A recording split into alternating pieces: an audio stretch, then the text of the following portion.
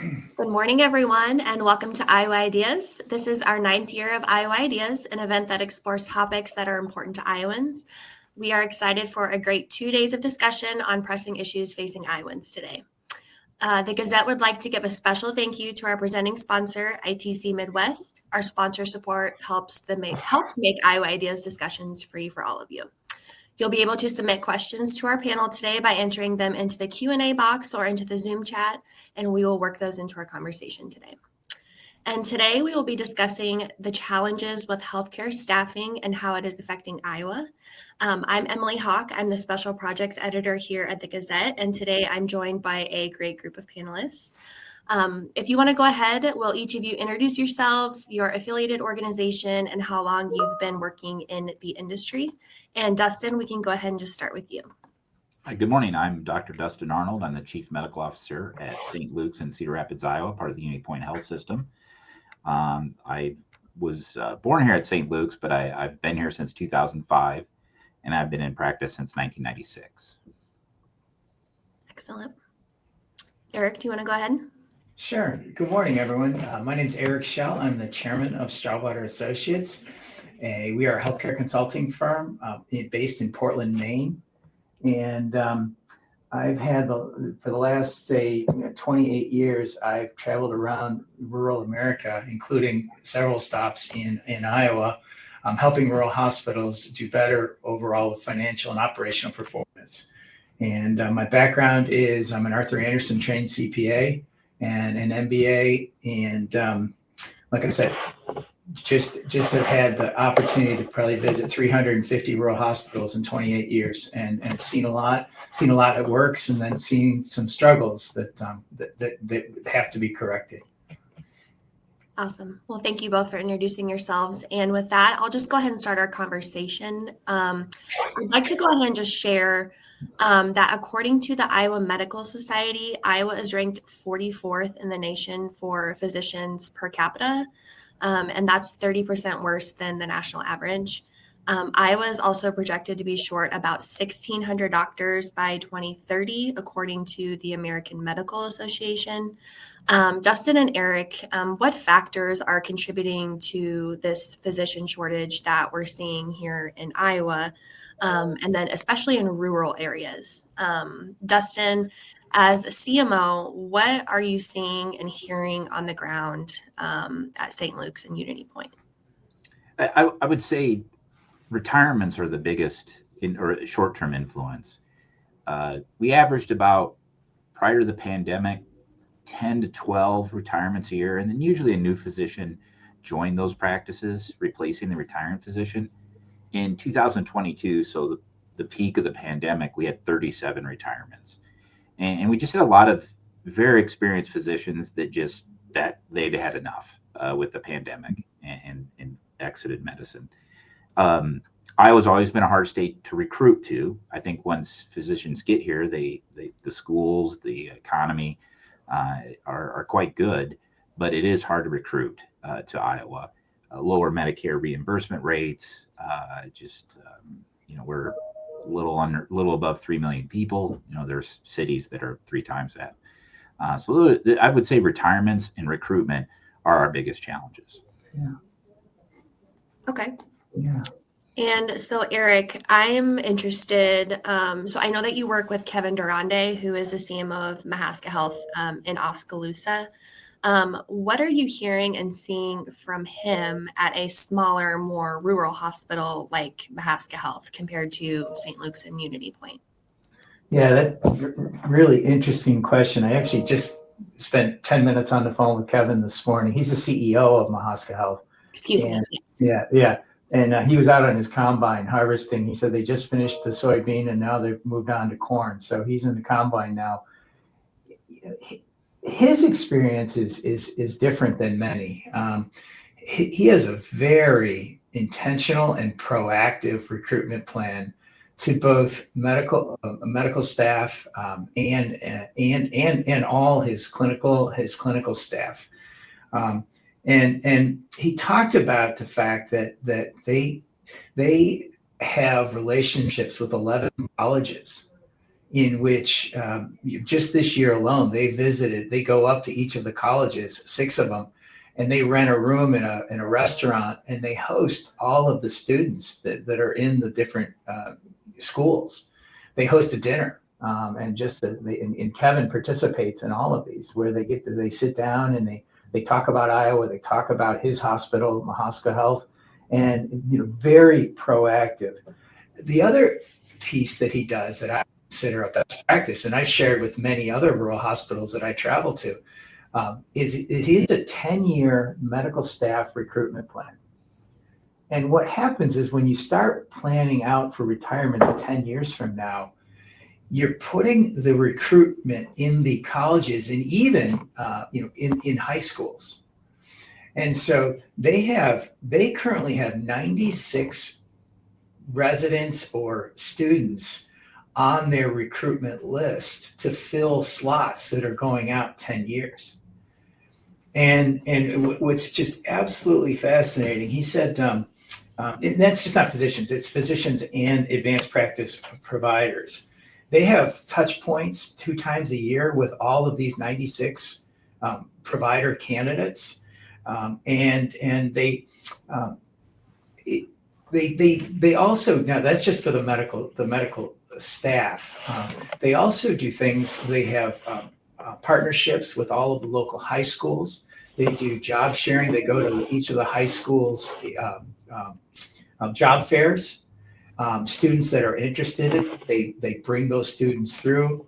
He was telling me they visit surgical procedures or wherever, nursing, and that they round the students through the schools through a job share program, and then they start to follow these students, and it's working. At this point, he had just mentioned in the month of September alone, they opened up new programs in medical oncology, ENT, physical and rehab medicine. These are all programs just opened in September because of this proactive outreach.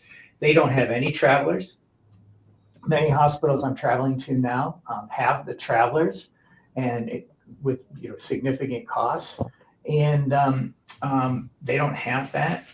And occasionally they have to fill a role for a short term. He said most of the time it's a FMLT, where someone is out there, they have a baby or something like that, and they're out, is where the recruitment is. So, I think it really comes down to this, as he said, intentional and proactive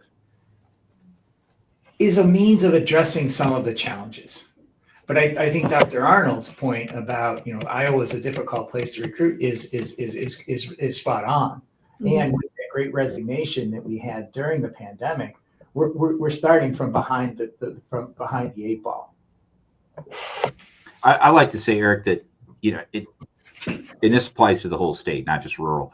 It's the 3 Ds: death, divorce, or departing spouse away from being understaffed. None of our groups or service lines have extra physicians standing around. They're one absence away from being understaffed, and you're absolutely right.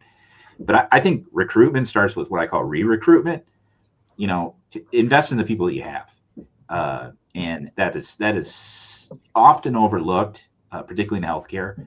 I can remember being house staff in the early 90s. Where they hand me the pager and they say, "Call me if you need help, but consider it a sign of weakness," and go at it. And that's been the culture in medicine for a long time, and we're slowly turning that boat in a different direction as far as physician wellness, making sure that they're doing okay. Mm-hmm. Absolutely. It's interesting that you said that. It's how did you phrase that? The retention? No, re-recruitment. Re-recruitment. I mean, that is something that if you go down to Mahaska Health, and again, this is, all of you can do the same type of thing. The first thing that comes out of Kevin's mouth, the CEO, is that we are a provider-led organization. He has, and he's a critical access hospital. He has 8 paid medical staff leadership positions, different leaders of different, service lines within his hospital, all led by partially paid, physicians. So you talk about recruitment. every single one of those, they feel that they're an owner, they're not a renter within Mahaska Health. And I think changing that mindset to engaging physicians. I once had a friend of mine, the CEO of a critical access hospital in New Hampshire. He said to me, my relationship got a lot better with my medical staff when I stopped thinking of them as employees and began thinking of them as partners. I think Kevin, it just manifests that thinking. That's great. I think physicians in any profession, you need three things to be happy in your job: respect, control, compensation. Respected for what you do, have some say and some control and governance, and you need a paycheck. And respect and control are free. It costs me nothing to show respect to my medical staff, and often overlooked, but you're absolutely right. Investing back in your people is the first step in recruitment. Yeah. Emily, you're trying to get a word in edgewise. Sorry, Emily. No, that's okay. So I do just want to back up just a little bit. So I know that Dr. Arnold, you talked about retirement. There's been a lot of, you've seen an exodus of some of the older physicians and the physicians that are leaving the field. And you said that COVID kind of, had something to do with that or kind of sped that up. And then you talked about recruitment has always been an issue. But I wanted to talk more about the recruitment side. Why do you think that it's hard to recruit to Iowa? I know that we're a very rural state, but could you maybe talk about some of the things that you're hearing, or why do you think that it's so hard to recruit to Iowa? A lot of reasons. One historical reason that is there. I still hear about it, but it's our Medicare reimbursement is in the bottom 5 for the United States. I don't. Eric might know off the top of his head, but it's 47, 48. It's somewhere in there. So that and we're 60% of the population is approaching Medicare age. So that's a huge financial driver of the service lines we can provide, and that does hinder your recruitment because of that. I also think just it's smaller, it's not seen as glamorous. I know you and I are both natives of the state. I love it here. I would not be anyplace else. And I think once people get here, they stay for the most part, but it's getting them here. And technology has also driven us to be more flexible, particularly like with services that can be remote, radiology, for example. Our radiology department, founded by Dr. Erskine, who is one of the pioneers in radiology for the nation. They have trouble recruiting because new grads can work from home, work flexible hours. They will find some organization that will let them do x-rays from 1 p.m. to 9 p.m. Where historically our radiologists come to the hospital, they're here 24/7, reading films and discussing cases with them. And so that's been a challenge, and we've had to learn to be flexible. Absolutely. Is there anything you want to add to that, Eric? Yeah, because I think, and again, I just want to borrow from Kevin's story here. I think at least at Mahaska Health, instead of recruiting to Iowa, his message is recruit from Iowa, where the young kids, their families are there. They know the value of living in Iowa that I've experienced when I've visited the state dozens of times. They know that it's there. So he had mentioned that he has 25 kids or now adults who they recruited through the high school programs that are working in his hospital today. That all came up. Let's recruit from Iowa, and if we get a few stragglers, that would be great. I appreciate you guys exporting folks from Iowa, because as a Penn Stater, you guys exported Cal Sanderson to our wrestling team, and the rest is history. Yeah, we do regret that. Oh, yes. So recruiting within Iowa is also really important. And I'll get to this question later of how do we get Iowans to stay in Iowa as well. And I think that we can talk about that when we think of some of the solutions that we're working on. I also wanted to talk about, I know we've talked about physicians mainly. Dr. Arnold, you briefly talked about radiology, but I also wanted to throw this stat out here too. According to the American Nurses Association, there's a 100,000 nurse shortfall across the country. And in Iowa, around 70% of healthcare facilities report problems in filling open nursing positions. Could we talk more specifically about what factors are contributing to the nursing shortage? Do you see similarities between the physician shortage? What does that look like? There are some similarities. I think the nursing shortage is more profound, particularly for access to hospitals and service lines. We've been very fortunate here at St. Luke's that we've retained a lot of nurses over the years. We're so blessed. And but to the point that we've actually opened beds, we haven't had to close floors. There's major hospitals in the state of Iowa that have had to close floors because they didn't have enough nurses. Well, what happens then? Well, the patients that show up through the emergency room are transferred hours away to our facility, which we're happy to take care of those folks, but they're away from home, and that's a strain on the family in addition to whatever illness the patient might have. We have set up with nursing a Unity Point Health Career Pathways, which I believe it's a grant from the state, or maybe a federal grant, or it could be a state grant.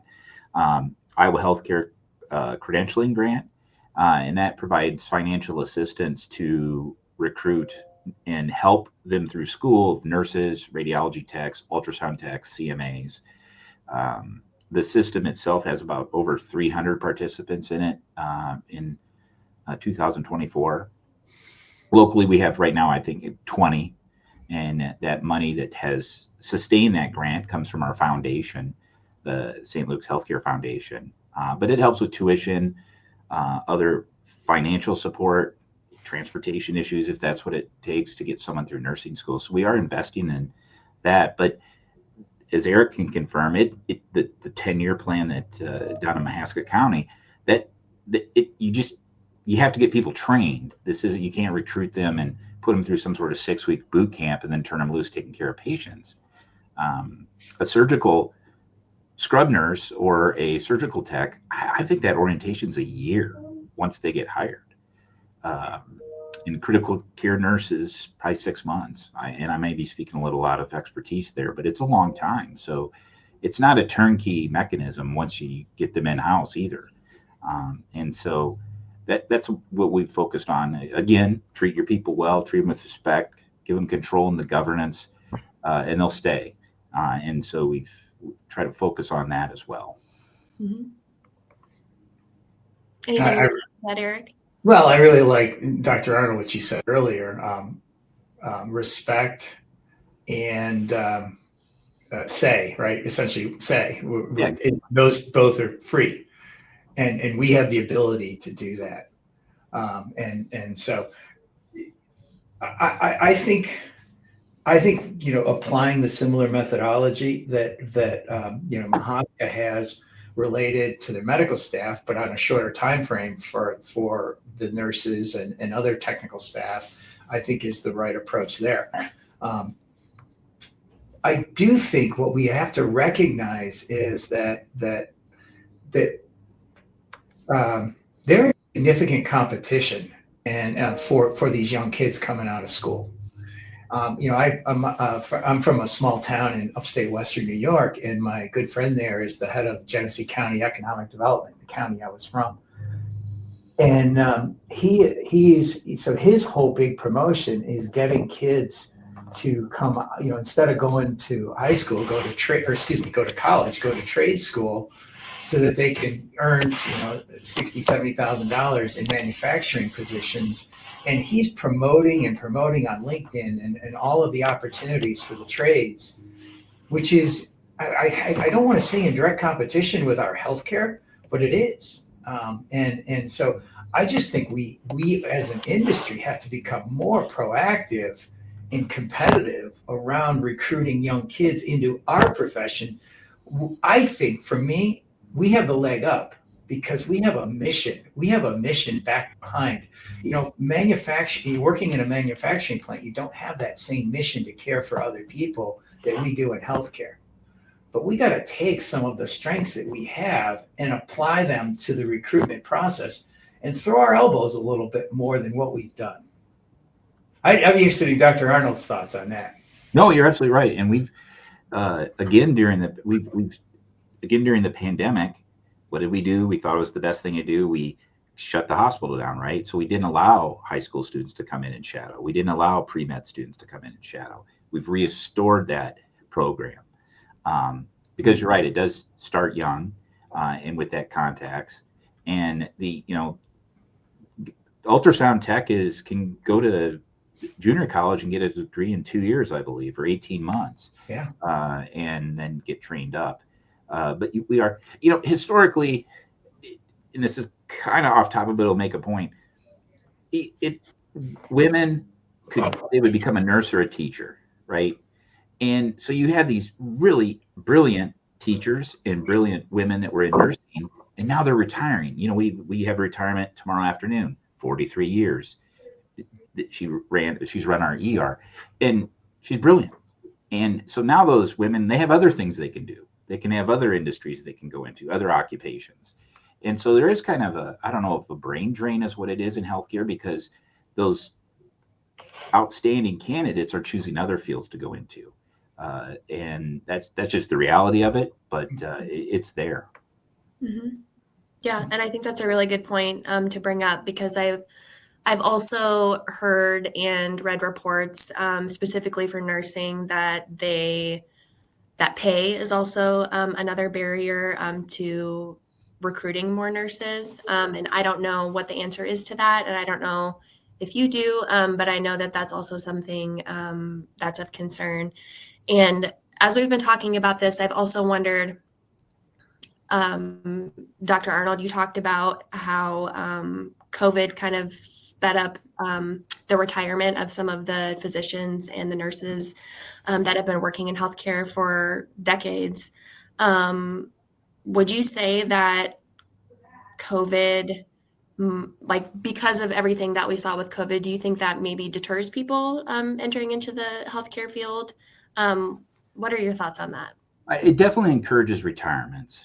I think there's some trust that needs to be reestablished in healthcare with the populations we serve based on events that happened in the pandemic. And I understand those events and how that some mistrust, but I don't think I think it's attracted more to healthcare of young people because they saw the value of taking care of other people and fulfilling that role. But it definitely accelerated retirements. Okay. All right. I just want to, Emily, go ahead. On a comment that you made around pay, right? And one of my first lessons in my MBA school, in my economics class, was my employer does not set my wage, the market does. And I constantly go to small rural hospitals. I do a lot of work with critical access hospitals where they'll say, we can't afford the big salaries that they pay in the big cities. I have to keep reminding them of this is that you unfortunately, you as a small critical access hospital cannot set the pay. The market has set it. You either respond or don't. And so I think we all have to better understand what that means. And if it means we got to get our rates up to market wages, we do that. That's a good point to make. Thanks, Eric. So, we've talked about some of the things that are contributing to the healthcare worker shortage. What are the consequences of ongoing staffing shortages, like across the board, physicians, nurses? How does that affect patient care if we're not actively filling those positions? It's access to care, whether it's a primary care annual health exam, screening colonoscopy, there's only so many hours in the day. Mhm. And people are, historically, and as you get older, 12, 14, 16-hour days get harder to do. Mhm. And so as the nursing and physician population have aged, that has an influence, but it's access. And the data that came out prior to the pandemic showed that aggressive cancers are increasing in young people. And then we had 3 years where we delayed screening exams for whether it's breast, colon cancer. I'm predicting a tsunami of cancers later in this decade because of the missed screening exams during the pandemic. And that number was climbing anyway. The data that was presented within the last 2 years, that was from 2019. So that was prior to the pandemic. But it's access, Emily, getting patients in. Absolutely. And then if the patient can't get in, they go to the ER. The ER's back up, and then you have a bottleneck there with patient throughput, and it just cascades from there. Right. And from recent reports that we've seen over the last couple of years, Iowa also has one of the fastest growing cancer rates in the country as well. So that also poses. And that is prior to the pandemic data. Yeah. That Iowa report was prior to the pandemic, that data. Mm-hmm. Eric, do you have anything you want to add? Yeah, well, I completely agree with the access issue. I mean, I was at a hospital in southeast Minnesota a couple of weeks ago, and they had a clinic in which one of their doctors had called in sick, and they tried to reschedule that physician's patients for that day, and they were scheduling out into November just to get those scheduled. When we are deferring patients that were supposed to be seen tomorrow into, this was back in August, so that deferring them out for 3 months, any of these delays, it's about access, and so let's do what we can. And just to be clear, I want to be clear. I know of no doctor that takes Wednesdays afternoons to go play golf. They're all working full. No, none of them. That's the biggest myth in healthcare. Everybody's working as hard as they can. Absolutely. Interesting. And so I want to segue into, both of you have already kind of talked about some of the things that we can do to address the healthcare shortage. I do just want to throw out that I know the Iowa Legislature and Governor Reynolds, they've attempted to address the shortage with proposals that would consolidate loan repayment programs, leverage some federal funding to create new residency spots. And I know here in Iowa, we're trying to prioritize Iowa students for some of the medical school admission. Dustin, what are hospitals like St. Luke's and Unity Point, what are they doing on a micro level to recruit, attract, and retain? You've kind of already touched base on them, but if you want to just go over them again or talk to them or talk about them more in depth. Competitive compensation. We are throwing away our old dogmas of scheduling and being flexible. And also, some nurses want to work two 12-hour shifts in a week. Well, okay, then that's fine. We're being flexible in that way. Being flexible with physician scheduling. But also, I think investing or that re-recruitment includes wellness programs, good healthcare benefits, preventing burnout in the workplace. All those are big factors in keeping people in the industry. We focus really heavily on our first year retention, and our goal is to get that closer to 30%. And that includes housekeeping and some of the other lines of service that we provide that have a high turnover anyway. And we're close to our goal, I think. Yeah. So that has been something we've really focused on. But also healthcare, and Eric, you've been in the business too for a long time. When I first started as a chief medical officer in 2010, it was peculiar for me to see a physician that had bounced around to several different jobs. That was like, well, okay, what's the red flags here? Now that's very common. And these are good physicians, but they may become a hospitalist and work here for 2 years and then go work someplace else for 2 years. And so that's a reality that people are a little bit more flexible in this peregrination of moving around, and it's not a red flag. That has changed in my tenure. I remember when I first came on staff in 2005 here in St. Luke's. And Eric, I actually practiced my first 5.5 years in Grinnell, just in Powashik County, just north of Mahaska. I have a fondness for rural healthcare. You had to live within 30 minutes of St. Luke's to be on staff. We've expanded that to allow physicians to live in Iowa City and Coralville, so they graduate from the university. So we've had to take a look at our old way of doing things and change them. Mm-hmm. Absolutely. Eric, do you have anything that you want to add to that? I know that you've mentioned Kevin Durande has implemented a few things, even philosophically, for Mahaska Health to recruit, attract, and retain. I know that you've also worked, 30 years in healthcare, in financial management and consulting, and you just talking about pay as well earlier. Can you talk about how improved financial and operational performance can also help address the physician shortage, and how are they related, do you think? Yeah, boy, that one, it's the chicken or the egg here. Without a medical staff, you don't have financial improvement. Financial sustainability within our rural hospitals is absolutely critical. And again, I'll point to one example of Mahaska Health. I got involved in them in 2018 when their financial performance was not good, and we were brought in by the USDA because they had a USDA loan outstanding and they were struggling.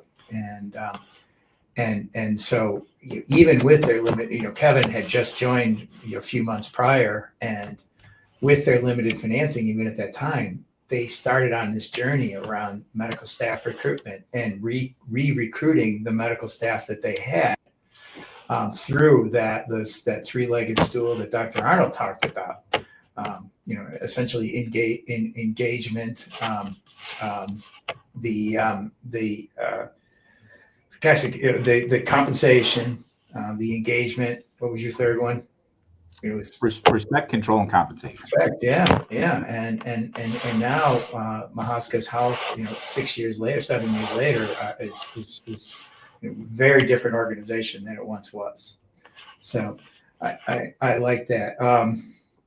I really want to go back though to Dr. Arnold's comment about re-recruitment. I look at especially medical staff members. Stephen Covey talks about the models of dependency. He talks about dependent, your 5-year-old, independent, your 18-year-old, and interdependent, your 26-year-old. Where we really want to move up we want to move up from dependent to independent to interdependent. I look at all members of a medical staff as fundamentally independent, which highlights Dr. Arnold's comment about that they can move around, and they've increasingly been moved around. And so what I like, what I've been talking about lately in giving talks around the country is how do we move from independent to interdependent with all members of our medical staff? And what I've found is it's this equation based on governance alignment, contractual alignment, and functional alignment. Governance alignment. What does the medical staff say in the organization? The fact that Mahaska Health, they have annual medical staff, essentially board retreats, engaging the medical staff in that ownership, that governance piece. Around contractual alignments, there are many employed providers, and employed not just on compensation, a payment system that's it's a compensation system that aligns with the goals of the organization align with the goals of the independent providers themselves. And then functional alignment is just what's the operating relationship. And I think part of that's that respect that Dr. Arnold talks about. So I look at, what is our opportunity as hospitals to recognize our medical staff members, individual members as independent, creating the movement towards independent through function, governance, and alignment. I used one other analogy, Eric, that having played college football, I use the football analogy. The doctor is the football coach. The administrator is the athletic director. I don't call plays, but the doctor doesn't decide, the coach doesn't decide what the new scoreboard is going to look like. But I should ask his input on that. Likewise, he should be receptive to my input on what type of offense we run, et cetera, to sell tickets, right?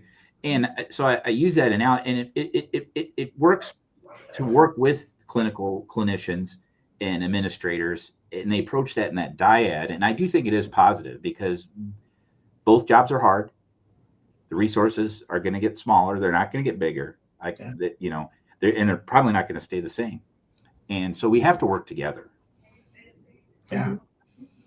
And I do see a strong correlation between financial performance and medical staff alignment / engagement. There is a strong correlation.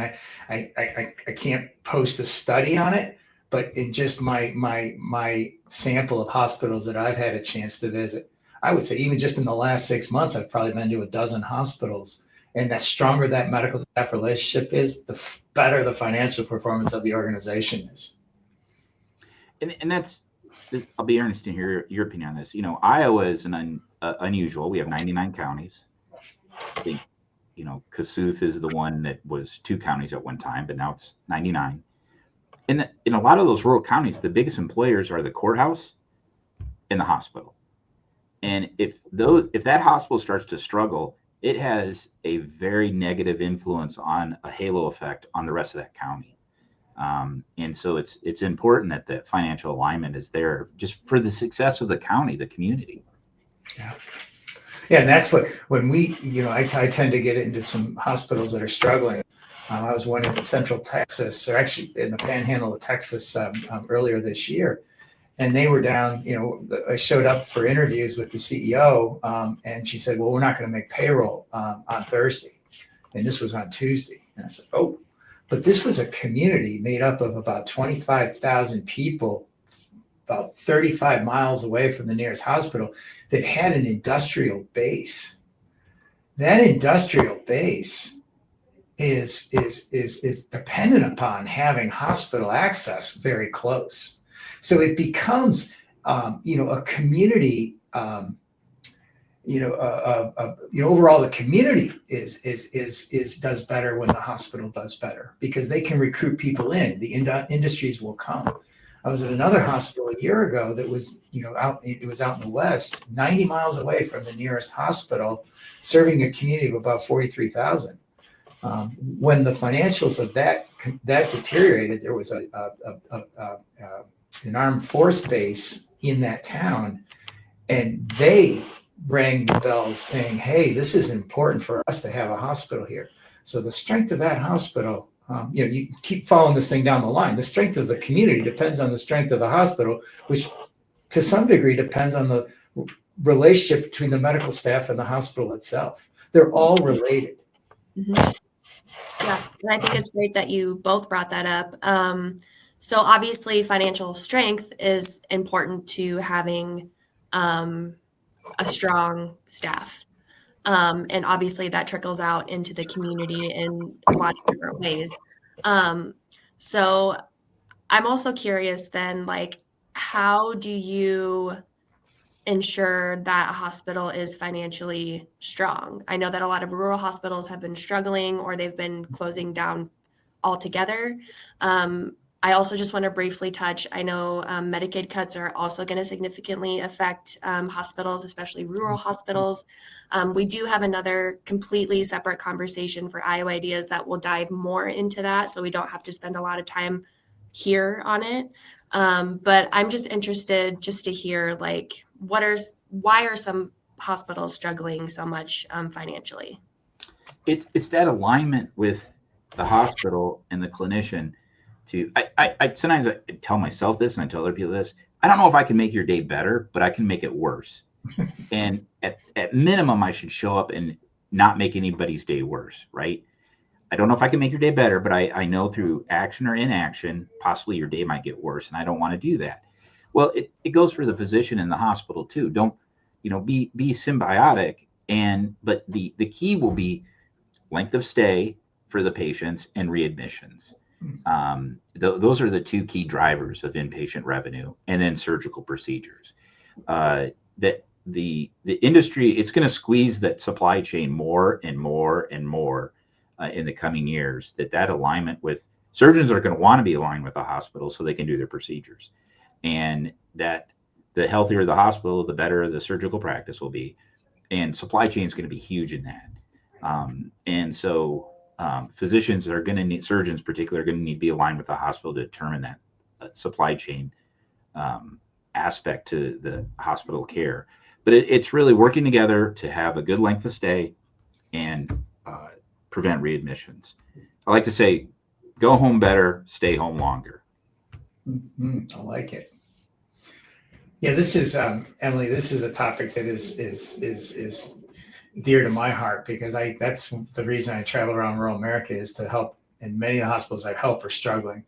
And I just gave a presentation a year ago to New York State Board of Governors to rural hospitals around the three things that I look for when I'm helping a rural hospital. The first is an abundance mindset at the CEO, at the highest levels of an organization, an abundance mindset.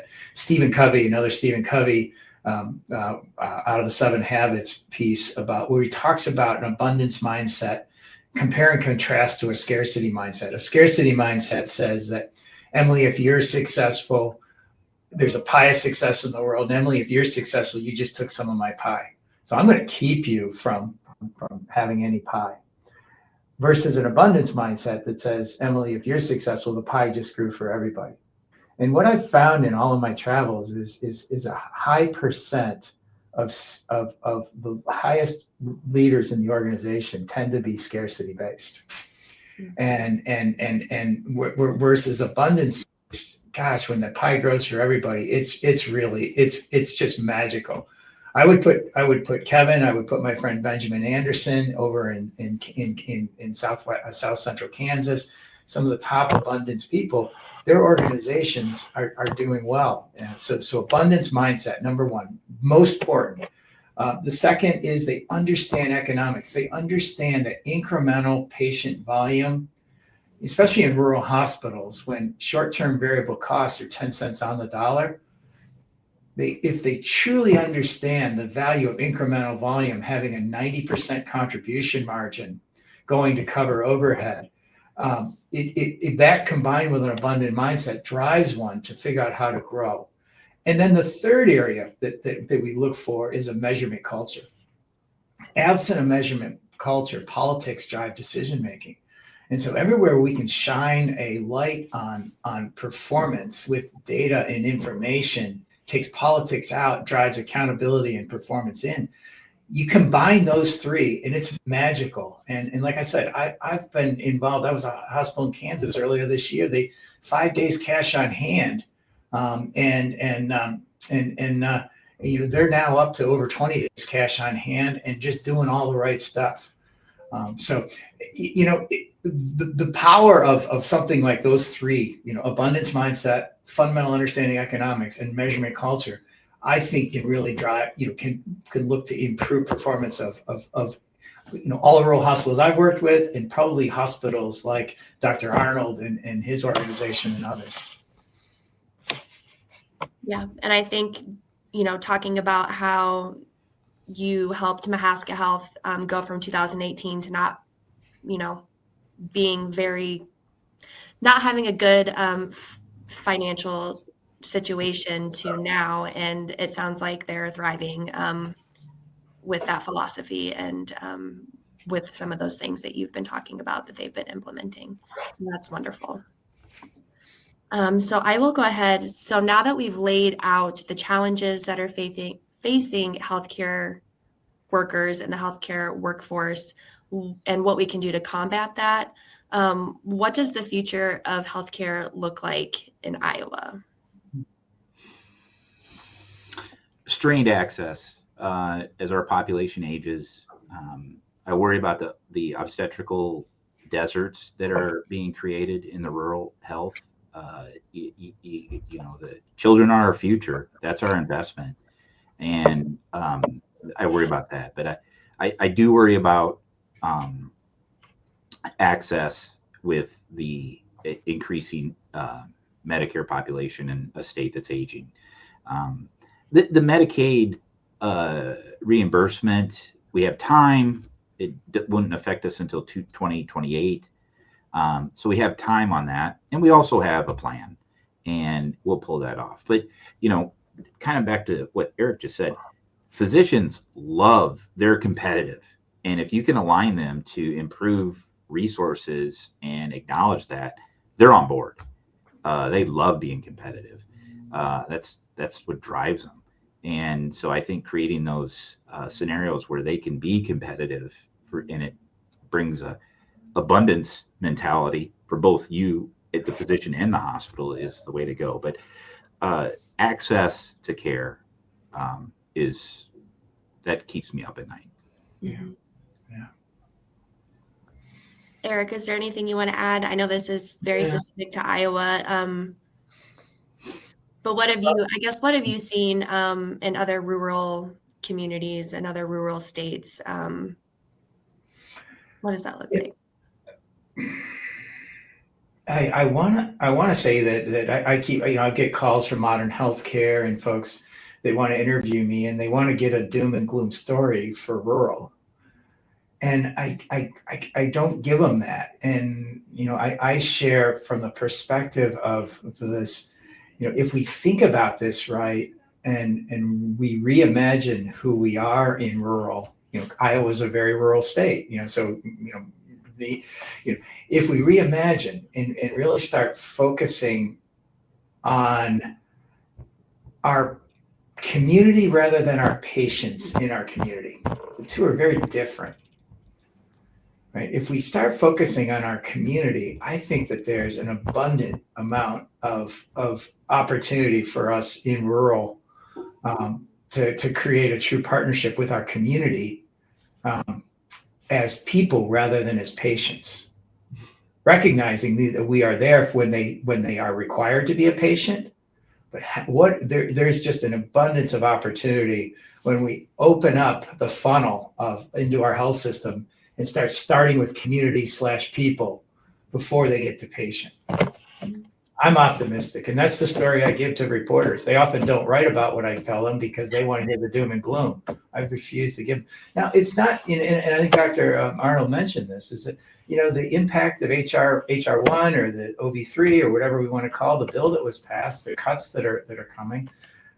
I think if we do the right things now to prepare for those, and we don't know, as he said, there's 2 years going to happen. We may see changes in how that looks. Yeah. But I think if we position now and do the things that we're talking about here now, we could be in shape to address the negative outcomes if they do come about. Absolutely. I think it's important to be informed, but I also think it's incredibly important to have hope and optimism. And Eric, I think that's great. Thank you for sharing that. So I will just ask one more question here, and then we can get into some audience questions if we have them. What are other things, I guess, that you would like to leave our audience with today about this issue that maybe we haven't talked about, or maybe just like little word, some optimism in there too, I guess. Is there anything else you'd like to share with our audience? Yeah, well, just with the audience, when you see that blue sign with the white H on it, just continue to know that there are people that are going to take care of you. They value you as a human being and a member of the community, and they are showing up every day trying to do the best job they possibly can. That is one takeaway I hope everybody understands. Yeah. And I would say that it gets back to what I mentioned, in almost in opening comments, that the idea of proactive and intentional as recruitment strategies, and then most important, how do we embrace an abundance mindset? How do we really, can we do that? Often what I've seen happen is often scarcity is scarcity create, insecurity creates scarcity. And often what happens in rural hospital, and this happened in Kansas, is the hospital I was at, this very abundant minded leader, as cash started draining down to, 5 days, that they dropped into a scarcity mindset. And how do we stay above that? And so, I just think if we could really focus on growth and understanding what that means to the organization, there's unlimited potential. Well, it doesn't look like we have any questions from attendees today. So I will go ahead and just wrap this up early. Thank you both so much for your insight on this topic, and thank you all for joining us today. Please join us for more discussion in the healthcare track. The next one is empowering the mental health providers for a diverse population. That's at 11:45. Like I said earlier, another session that I think is very pertinent to what we talked about today is Medicaid and hospitals. That session will be tomorrow at 11:50. Thanks again to our Iowa Ideas presenting sponsor, ITC, and thank you so much, Dustin and Eric, for your time today. We really appreciate it. Thanks all. Appreciate it. Take care, everyone.